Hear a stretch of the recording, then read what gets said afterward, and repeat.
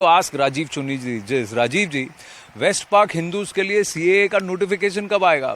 इसके इंतजार में कितने लोग बैठे हैं? And do you believe that those who have come from PoK और PoJK they have been given their due even after the abrogation of 370? Pakistan की बंदूक से जो पहली गोली चली थी वो मेरे लोगों की छाती पर चली थी। मुजफ्फराबाद, मीरपुर और पुंछ के इलाके, थोड़ा सा माइक ऊपर, जो आज पाकिस्तान के कब्जे में है।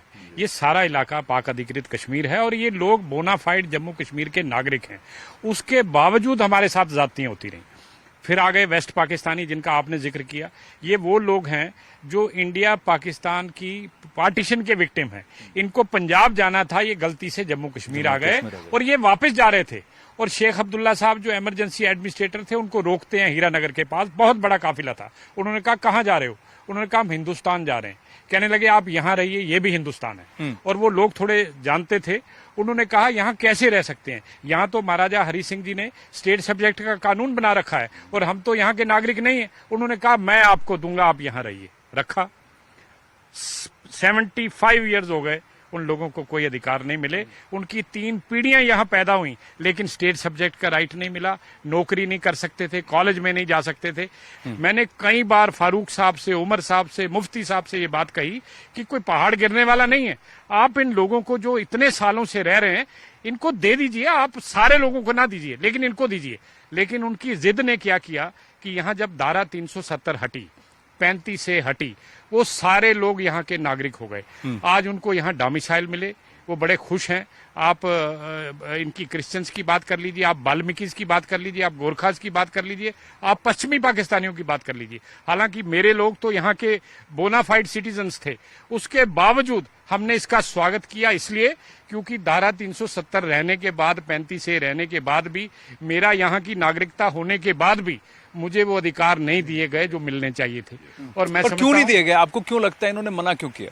देखें, एक माइंडसेट था जिसकी चर्चा सारे मेरे पैनलिस्ट ने की है कि जो कश्मीरी माइंडसेट था। और मैं एक बात और बता दूं, तिब्बत से कुछ लोग आए जो मुस्लिम परिवार थे, उनको यहाँ स्टेट सब्जेक्ट का राइट दे दिया गया और वो लेह लद्दाख में जाके सेटल हुए। तो यानी ये तो पूरी तरह कम्युनल एजेंडा हो गया। Communal and political vote bank या डेमोग्राफिकली चेंज करने की कोशिश थी कि भाई इस एरिया को हमेशा के लिए गैर मुसलमानों से रिक्त। बिल्कुल। कश्मीर में कश्मीर के अंदर तिब्बत कॉलोनी है। जो तिब्बत से आए लोग हैं, चाइना के उस हिस्से से। और वो बौद्ध हैं कि मुसलमान हैं?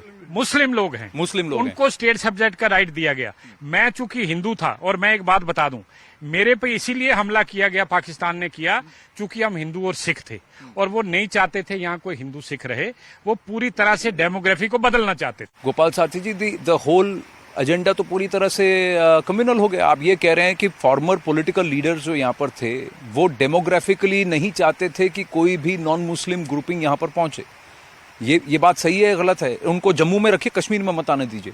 देखिए, ये लफ्जों का हेर फेर हो सकता है, पॉलिटिकल स्टेटमेंट्स अलग अलग हो सकती हैं, लेकिन एक हार्ड फैक्ट है कि कश्मीर सेंट्रिक लीडरशिप का एजेंडा जो रहा है टोटली कॉम्युनल रहा है।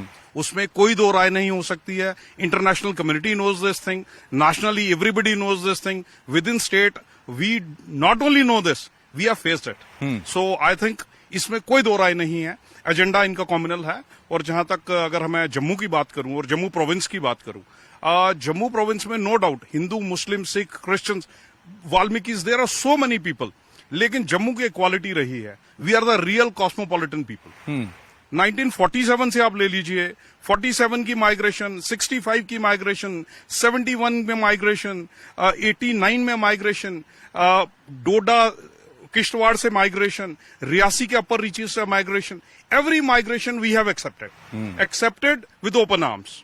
और ऐसा कॉस्मोपॉलिटन कल्चर है हमारा, हमें कभी किसी से कोई शिकवा, कोई गिला नहीं। यहाँ से सब जगह से माइग्रेशन हुआ इनटू जम्मू। यस। अब ये 370 के बाद जो लोग वापस लौटने की कोशिश कर रहे हैं, तो फिर वहां से वैली से नेता कह रहे हैं आप डेमोग्राफिकली चेंज कर रहे हो, आप लोगों को बिहार से भेज रहे हो, जम्मू से लोग यहाँ आकर हमारी जगह, हमारी जमीनें छीन लेंगे। वो सच बोल रहे हैं, झूठ बोल रहे हैं? देखिए, जहां तक जम्मू का है, मैं वी आर वेरी प्राउड कि at least Jammu district is a district जहां जम्मू कश्मीर की हर एक डिस्ट्रिक्ट का आदमी है। करेक्ट। और सिर्फ ये नहीं है, अब चूंकि 370 हट चुका है, अब मैं जम्मू कश्मीर की बात नहीं करूंगा, मैं नेशनल पर्सपेक्टिव में बात करूंगा। आप अभी देख लीजिए, दुर्गा पूजा के पंडाल लगे हैं यहाँ। यहाँ पे रामलीला भी हो रही है, दुर्गा पूजा भी, यहाँ छठ पूजा भी होती है, यहाँ पे गणपति का उत्सव भी होता है। ये वो जम्मू है। हाँ। अब अगर कोई ये कहे, मैं ये कहता हूं कि 370 हटने के बाद जम्मू कश्मीर का एक एक इंच, एक एक हिंदुस्तान के जो वासी है उसका है। जिस तरह पूरे भारत में हर आदमी कश्मीर से भी जाके सेटल हो सकता है, इस तरह से अगर कोई इंडस्ट्री लगाना चाहता है, कोई यहाँ नौकरी करना चाहता है, कोई यहाँ काम करना चाहता है, उसको पूरा हक है कॉन्स्टिट्यूशन के तहत। और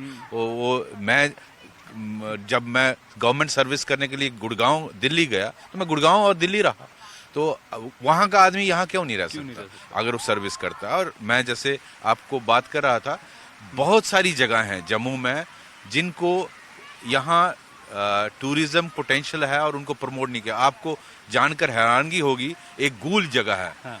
गूल में एक घोड़ा गली है। वो महाभारत के टाइम में जब अज्ञातवास पांडु आए थे, उन्होंने वहां स्कल्पचर किया है, घोड़े और उस पे दो आदमी सवार है। ये पूरे भारत में ऐसी जगह नहीं है, लेकिन आपके उस एरिया को कनेक्ट तक नहीं किया, उसके एरिया की कोई डेवलपमेंट नहीं की। आपको पता नहीं होगा, जम्मू कश्मीर में लोगों को पता नहीं है, देश में क्या पता होगा। यहाँ एक मानतलाई जगह है, वहाँ सुध महादेव जहाँ भगवान शंकर और पार्वती की शादी हुई थी, इतना ब्यूटीफुल। और मानतलाई जहाँ वो जो क्या नाम था उनका, वीरेंद्र ब्रह्मचारी, उनका आश्रम है, उसको डेवलप किया जाए, इतनी खूबसूरत जगह है। बहुत सारी जगह, डोडा, किश्तवाड़, लाल द्रमन, जय और बहुत सारे पाडर, इतने खूबसूरत जगह हैं हमारे डोडा, किश्तवाड़ में और रजौरी, पुंछ में, जिनको अगर डेवलप किया जाए। लेकिन कश्मीर बेस्ड लीडरशिप ने 75 इयर्स में जम्मू रीजन में एक स्ट्रांग फीलिंग है कि उनको बिल्कुल कनेक्ट तक नहीं किया, उनको डेवलप नहीं किया। So that negligence has to be overcome, but आपको लगता है 3 साल में हुआ है?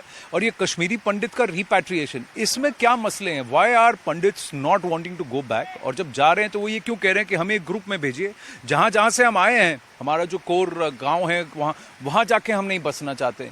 ये एक डिमांड रही है, जरा इसको बताएं। देखिए, हम 32 साल से सारी संघर्ष यही है, you want to go back, क्योंकि वहां रिजेक्शन हुआ आपका। करेक्ट। वहां कोई साइन नहीं है कि आपका वेलकम और को एग्जिस्टेंस है। करेक्ट। तो ऐसे में ये जो झूठ कहा जाता है कि अपने अपने घरों में, अपने अपने घर है नहीं, किसी का अपना घर है नहीं, वहां जला दिए जा चुके हैं या बेचे जा चुके हैं या कब्जा कर लिए गए हैं। तो आपको वन प्लेस सेटलमेंट की जरूरत है। और वो वन प्लेस सेटलमेंट में जब आप जियोपॉलिटिकली देखें, एडमिनिस्ट्रेटिवली देखें, वो सारे आपको इंस्टीट्यूशनल और कॉन्स्टिट्यूशनल सारे राइट्स मिलने चाहिए। ये कोर इशू हमारा है। करेक्ट। कोर इशू जब इस पर आप आएंगे तो आप बेसिक कोर इशू को एड्रेस करना शुरू करेंगे कि कोर इशू है कि why I am out for the last 33 years. मैं आपकी एक बात और इस आर्गुमेंट को मैं मानता हूं कि जब आप जाएं तो एक ब्लॉक बनकर जाएं और एक ऐसे कंसंट्रेशन में जाएं ताकि एक डिस्ट्रिक्ट के अंदर आपका इतना होल्ड हो। आपका जियोपॉलिटिकल और जियो स्ट्रेटेजिक फुटहोल्ड नहीं है कश्मीर में आज की तारीख में। मैं आपका